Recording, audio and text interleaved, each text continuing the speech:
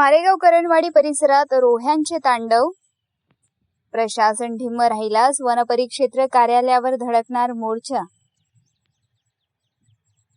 आधीच पावसाअभावी शेती धोक्यात असताना त्यात आता रोह्यांच्या टोळधाडीने करणवाडीतील शेतकरी हवालदिल झाले आहे.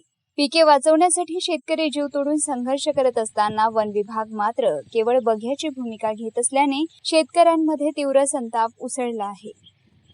तेकरणवाडी परिसरात 25 ते 30 रोह्यांचा कळप दिवसाढवळ्या उभी पिके फस्त करत आहे. पावसाने पाठ फिरवल्याने कसेबसे उभ्या राहिलेल्या पिकांचे ह्या रोह्यांमुळे होत्याचे नव्हते होत आहे. वर्षभराची मेहनत डोळा देखत मातीमोल होत असल्याने शेतकऱ्यांचे कंबरडे मोडले आहे.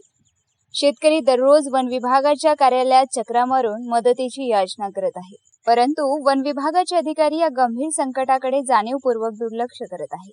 आम्ही जगायचे कसे असा सवाल संतप्त शेतकरी उपस्थित करत आहे. आता या उपेक्षेचा अतिरेक झाला आहे. जर वन विभागाने तातडीने या रोह्यांचा बंदोबस्त केला नाही तर येत्या काही दिवसात वनपरिक्षेत्र कार्यालयावर उग्र आंदोलन करून मोर्चा काढला जाईल, असा इशारा करणवाडीतील मेटाकुटीला आलेल्या शेतकऱ्यांनी दिला आहे.